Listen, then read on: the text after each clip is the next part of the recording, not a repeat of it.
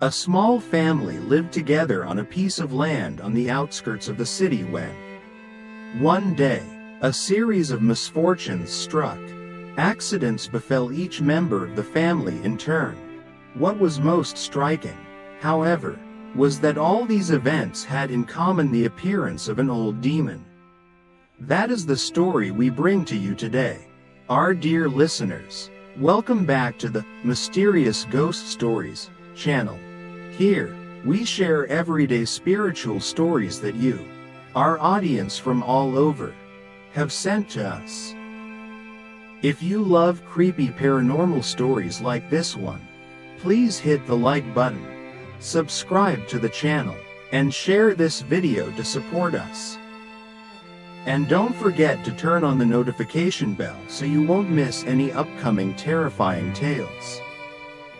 In today's letter, we hear from Nyan. He's been following the channel for quite some time, and he always turns up the volume when listening to the stories. This particular story happened within his own family. It wasn't just a story but a major upheaval in his family's life. His mother used to say that her great-grandmother had 7 children, 6 sons and 1 daughter. His maternal grandfather was the second child. At that time, his grandparents had 5 children, 1 son and 4 daughters. His mother was the 5th child. His grandparents used to live in the Na Bai area on Ho Tky Street in District 10. They made a living selling bon trang, rice paper, and coconut candy. Besides his grandparents and his aunts and uncles, there was also a younger sister of his grandfather, his mother's aunt. Back then, when his mother and her siblings were young, they stayed home and went to school. In their free time, they helped their parents with their business. The older ones looked after the younger ones. One day, his great aunt was gathering firewood to cook sugar to make mock nha candy, maltose candy. Because the wood was wet, the fire kept going out, and smoke filled the kitchen. As the smoke grew thicker, his grandfather came out and yelled, "What are you doing? The house is full of smoke. The children can't breathe." Whether they had argued before or not, the fact that the fire kept going out annoyed her. When she heard her brothers shouting, the great aunt grabbed the pot of hot sugar water and threw it at him. The sugar water stuck to his body. In agony, his grandfather screamed and rubbed himself against the wall to wipe it off. As you know, the heat of sugar water is incredibly intense. It peeled off patches of skin from his hands, legs, and chest. People rushed him to the hospital. He had severe burns. The areas where the skin didn't come off were swollen and oozing blood and pus. He was in terrible pain and moaned constantly. His grandmother was furious with his great aunt and wouldn't let her near her husband or children. He stayed in the hospital for a while but was discharged. Not because he was better, but because he was getting weaker. He died a few days after returning home. At this point, his great aunt asked his grandmother for permission to offer incense, to light a stick for him to apologize. The funeral went normally, without incident. Then one day, his grandmother took money out of her pocket and gave it to his mother, saying, "Go buy some food for your children. I'm going to visit the neighbors for a bit." But after that day, his mother found her grandmother very strange. She was just going to the neighbor's house, but she kept telling her children all sorts of things. His mother even said to her, "It's like you're leaving and won't be with us anymore. The way you're carrying on." His grandmother just smiled and went over to the neighbor's house. After a short visit, she suddenly collapsed with a stroke and foamed at the mouth. The neighbors called for help and tried to revive her. They took her to the hospital, and the doctor said she had suffered a stroke. Because they had tried to revive her by scraping her skin, her condition worsened. She went into a coma. She was in the hospital for 3 days before she regained consciousness, giving his mother and her siblings many instructions. Then the great aunt came to visit.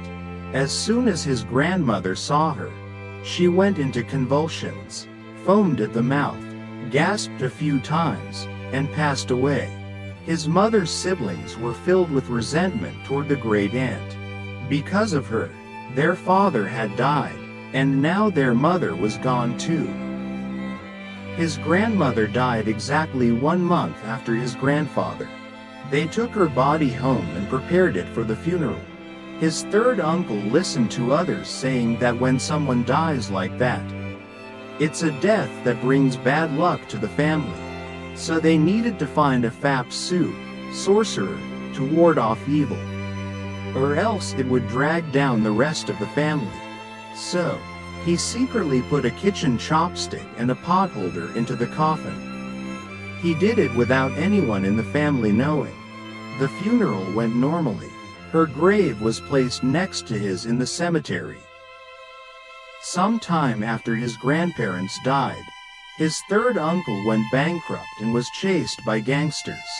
So he sold the house his grandparents had left behind and divided the money and gold equally among his siblings. At this point, the great aunt moved out on her own because everyone in the family hated her and didn't want her to live with them. With money in hand, everyone went their separate ways. His mother moved to another place to start a business and live there. She already had her own family then. She had 3 children, 2 older daughters and then Nyan. The great aunt lived alone, never marrying or having children. Years later, after everyone had settled down, his mother dreamed that her mother came back. She came back but couldn't speak, just looked at her mother and cried. His mother saw her often but didn't know if it was a bad omen. She asked around for a place to see a fortune teller. After being directed, she found a wandering fortune teller who told fortunes using 2V, astrology. She recounted that she laughed when she went to see the fortune teller, and he said that her mother had possessed him. He said, "Your mother died, and your father and sons are drinking a lot because they're sad, right? And your siblings aren't getting along with each other." His mother thought this guy was ridiculous.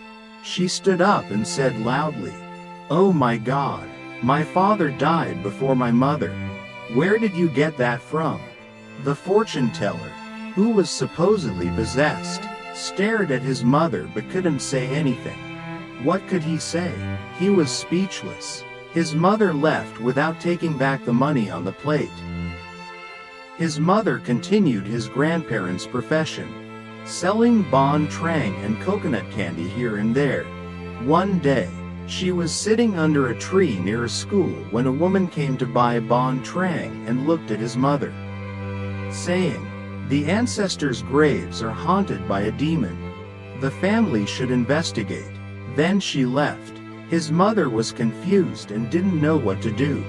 The next day, she called her siblings and gathered them at her house, and together they went to the cemetery. To be honest, for years they had been busy making a living and hadn't gone to the cemetery to take care of the graves. When they got there, they saw so many graves.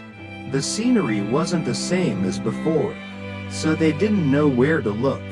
There were some homeless people in the area. His father gave them some money and told them his grandparents' names and dates of death.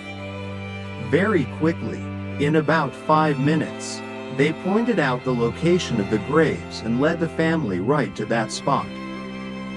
When they arrived, they saw that a tree had grown on top of the 2 graves. They didn't know when it had appeared. They hadn't seen it when they bought the burial plot. It wasn't very big, only about the size of a grown man's calf. His father ran to buy a saw and borrowed a knife to clear the weeds and cut down the tree. But it was very strange. The tree was very hard to cut. It was so tough that when the knife hit it, it made a metallic sound. as if hitting something other than wood. When they cut into it, sap oozed out, red like blood. It was unnerving. It took them more than half a day to clear the area. After they finished the offerings and cleaned up, they went home. Everything went normally for a few months. Then one day, his mother dreamed of his grandfather.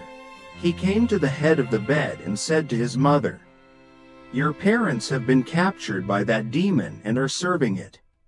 It's holding your mother captive, but I managed to escape a bit."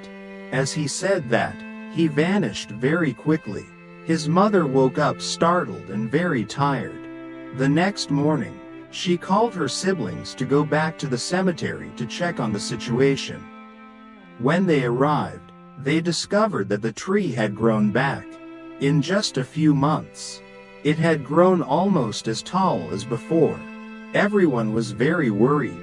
This time, his father came prepared with tools. He sawed the tree down to the ground, spread white lime on top, and poured concrete on it. His mother's sisters invited a monk from a nearby temple to perform a ceremony and chant sutras. They worked until evening and then went home. A few months later, his mother was selling bon trang when she met a monk who was on a pilgrimage. The monk looked at his mother and said, "Your family has been cursed for many years, and the spirits cannot pass on. The family should liberate them." After saying that, the monk left. His mother was confused again. That evening, she called her siblings.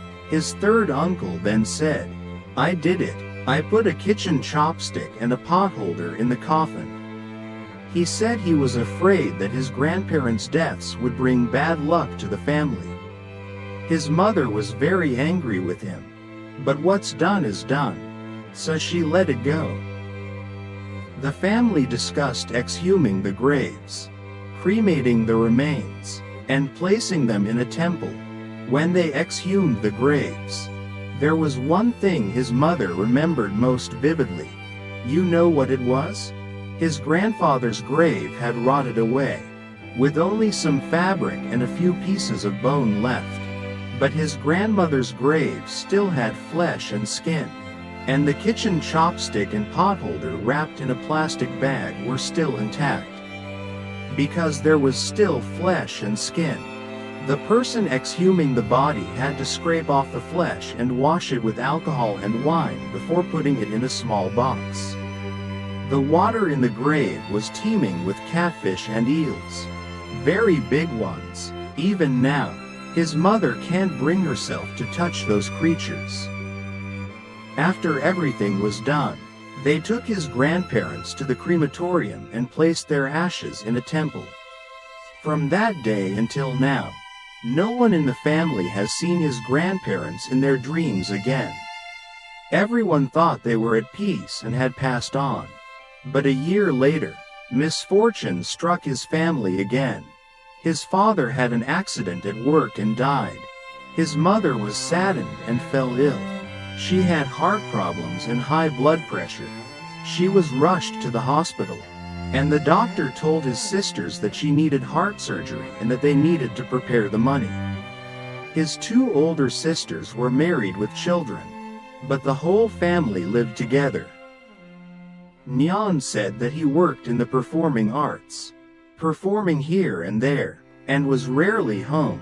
His mother needed about 400 million Vietnamese dongs for the emergency surgery.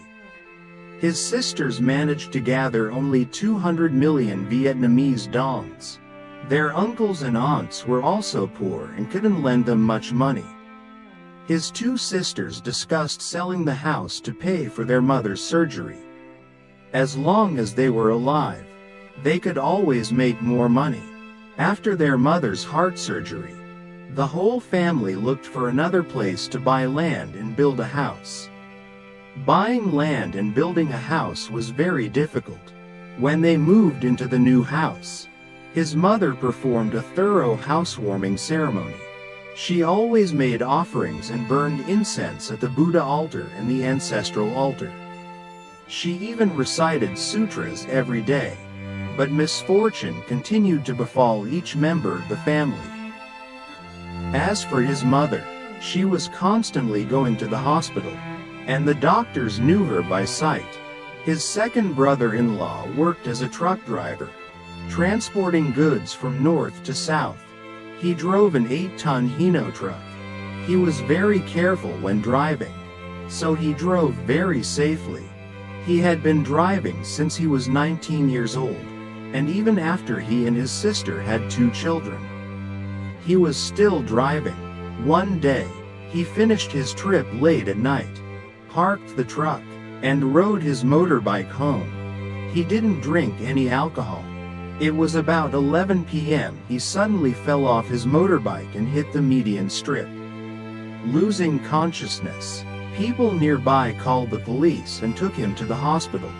The police took his phone and called his sister. The whole family rushed to the hospital. He was in the emergency room, with blood flowing from his head, nose, and eyelids, broken teeth, a swollen face, and was on oxygen. After 3 days in the hospital, he slowly regained consciousness. He said that he was driving normally when suddenly an old man ran out from the side and hit the front of his motorbike. He was only driving at 50 kilometers per hour, not fast enough to fall and suffer such severe injuries. He was discharged from the hospital after 2 weeks. The police completed the paperwork and returned the motorbike to the family because it was a self-inflicted accident. He said it was the first time in his life that he had seen a ghost. That was the story of his second brother-in-law. Now for his second sister. He said that his sister and her husband liked to drink beer. Just a few cans for fun before going to bed.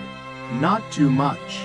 One day, his sister went to a birthday party and had some beer.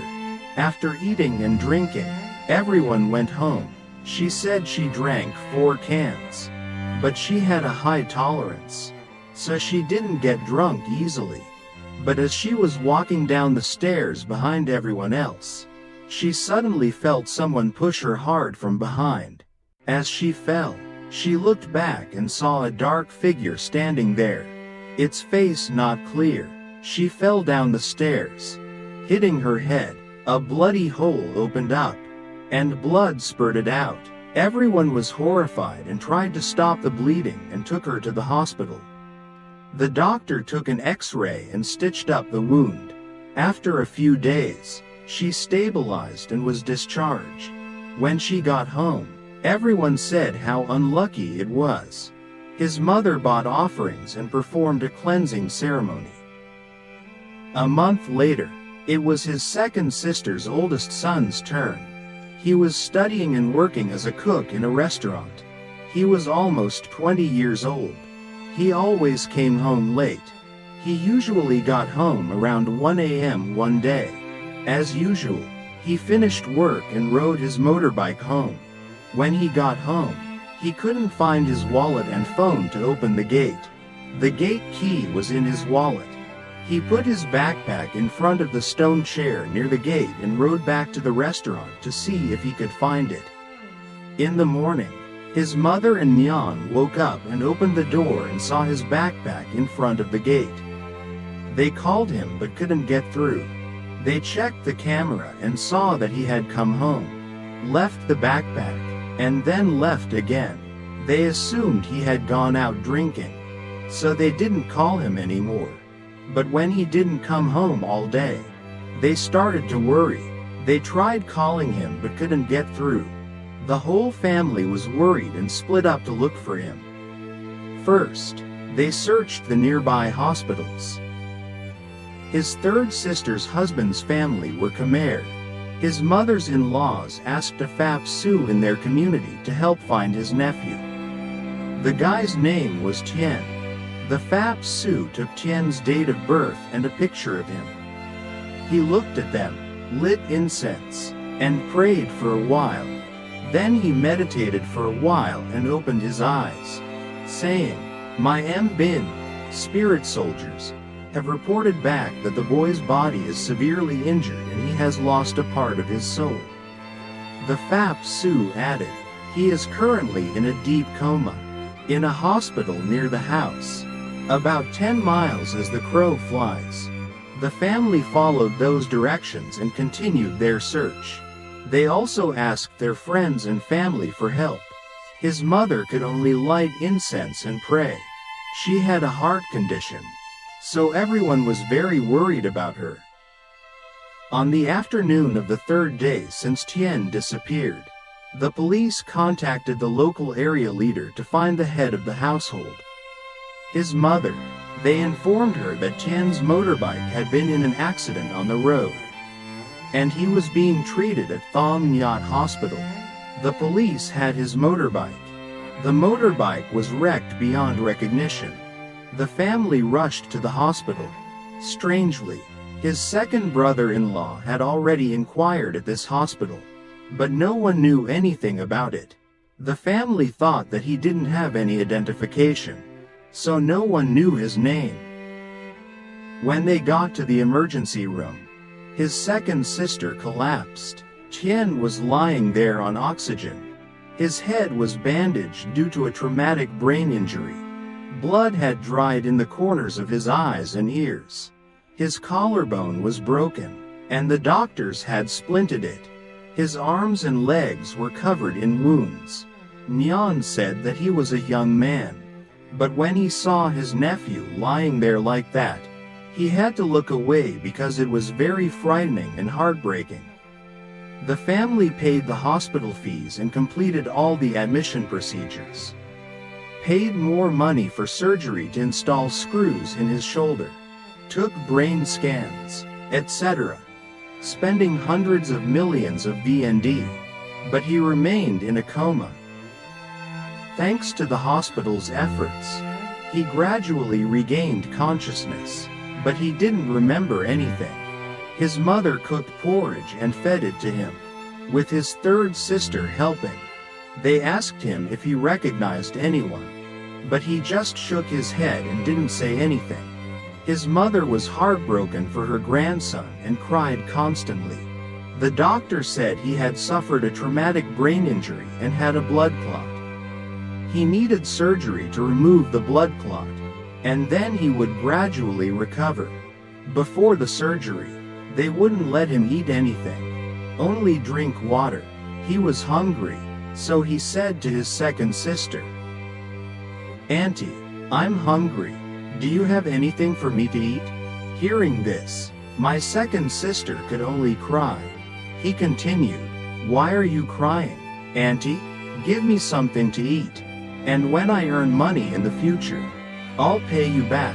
She cried as she went to find the doctor to ask if he could eat anything.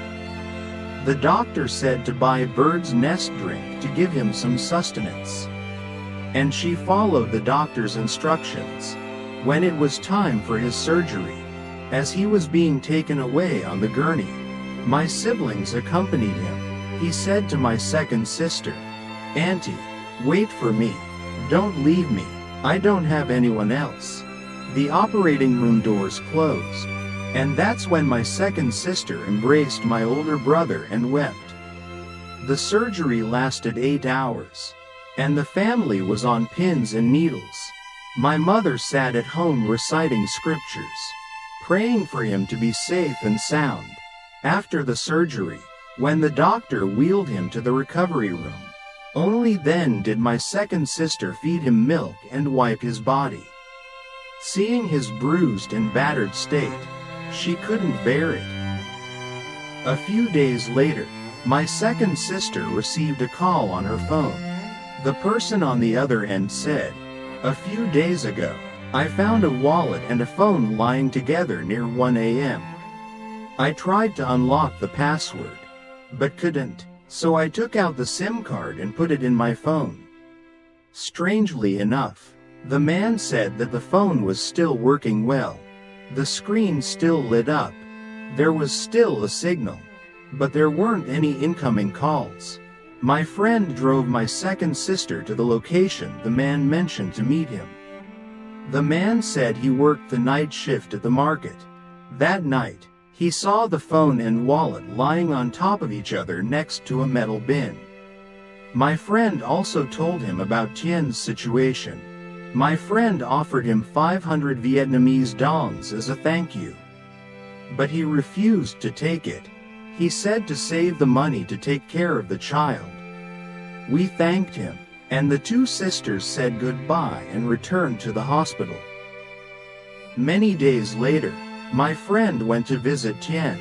While sitting next to him, she took out his phone and tried to enter the password, but she didn't know what it was.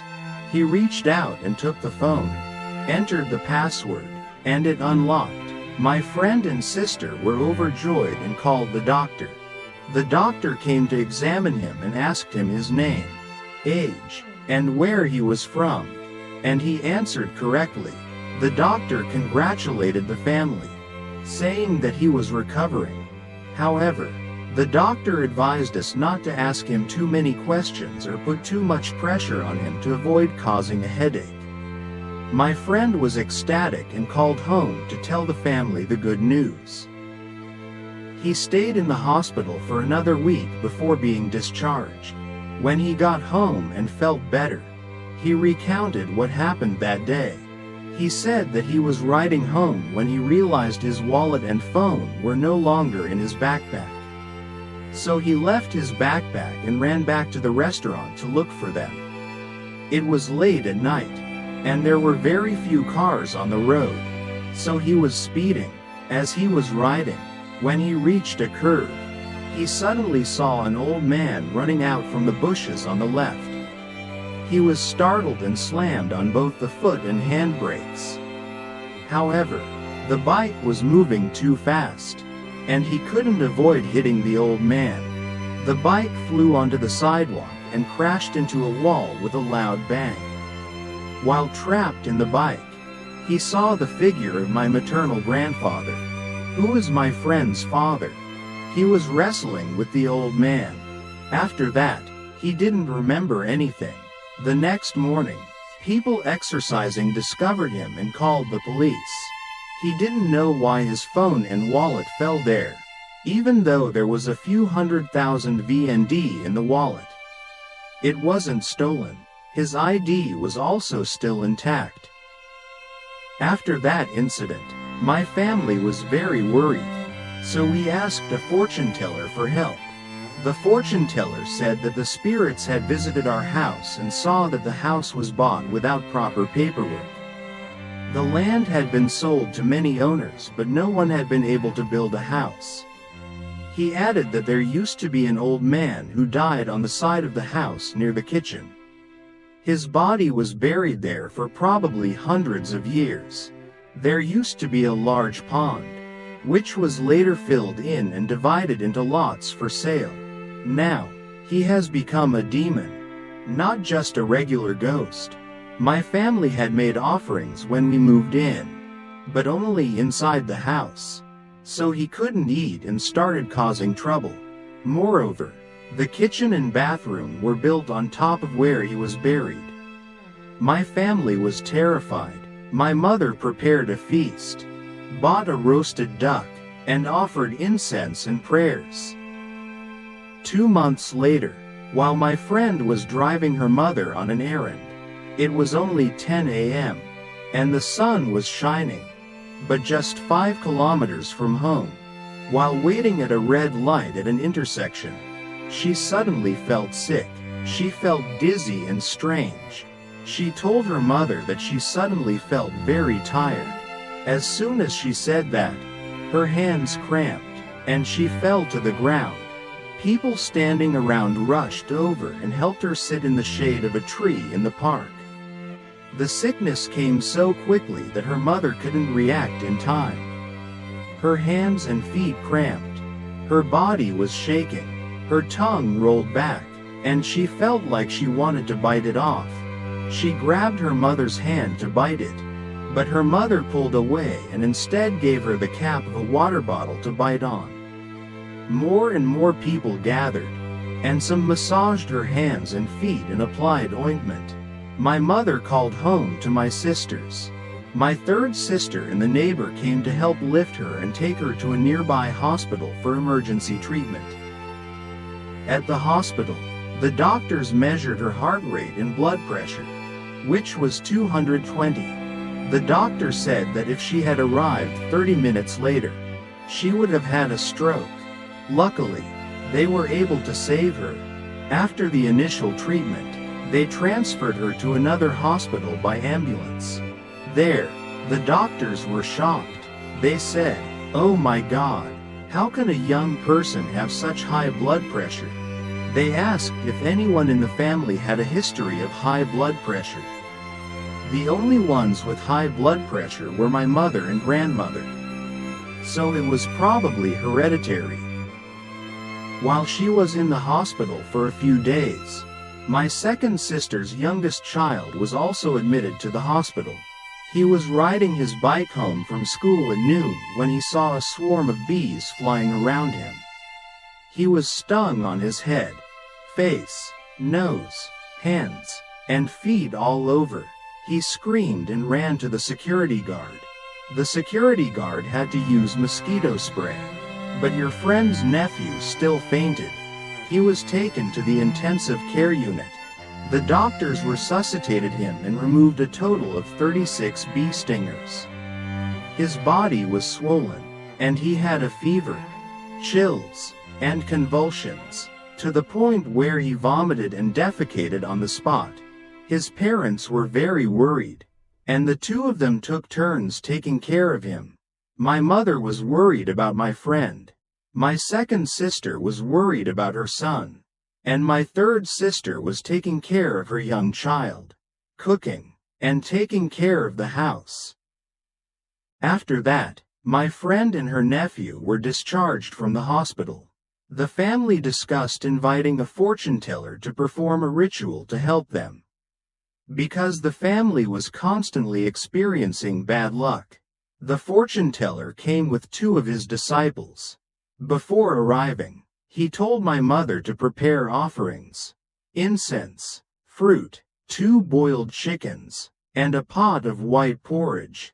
At 11 a.m., the fortune teller set up the offerings. My mother and sisters surrounded him. He chopped a small bamboo branch and tied red, yellow, and green threads on it, along with a piece of white cloth like mourning cloth. He cut it into a long piece from the kitchen to the courtyard. On the cloth, he placed several pieces of wood that he had brought.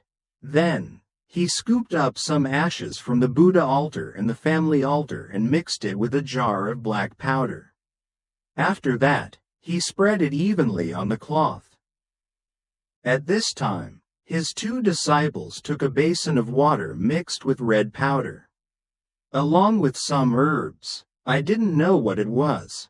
They did a lot of work, and when everything was ready, the fortune teller sat in the middle of the house. The 2 disciples sat on either side. The fortune teller recited Khmer scriptures, and the 2 disciples rang bells and gongs. After a while, they scooped some of the red water into a bowl. The fortune teller made a mudra, placed the bowl on his hand, raised it above his head, and chanted something. Then, he dipped his hand into the water and dabbed it on the foreheads of each family member. At this time, the 2 disciples stood up and danced. But their dance was strange, like the dances of tribal people celebrating a feast. They took out a bunch of glass soda bottles from their bags and smashed them. Then, they spread out a large piece of cloth and scattered the broken glass on it. They danced from outside into the pile of broken glass. The special thing was that they weren't wearing sandals. They were barefoot. They stomped on the broken glass. My family shuddered and broke out in a sweat. After dancing for a while, it was the fortune teller's turn to stand up. He took a red brush, dipped it in the red water in the bowl, and drew on the white cloth that had been laid out. He drew all sorts of characters that I couldn't read. Then, he took the water from the basin and told everyone to wash their faces. When I brought the water to my face, I smelled cinnamon and star anise. After everyone washed their faces, the fortune teller sat down. The other two also stopped dancing and took out 4 jars from their bags. They were tightly sealed. The fortune teller took the broken glass and put it in the 4 jars. Then, he held 3 burning incense sticks and went to the corner of the kitchen. He chanted while holding the incense, drawing in the air. He also made gestures like he was hitting something in the air. After a while, footprints appeared on the white cloth. Black footprints appeared one after another as if someone was walking on the cloth, taking long strides out of the door. Then, the fortune teller told my brother-in-law to take the cloth and burn it and collect the ashes for him. My brother-in-law quickly did as he was told. He finished and handed it to the fortune teller. At this time, the fortune teller divided the ashes and put them in the 4 jars.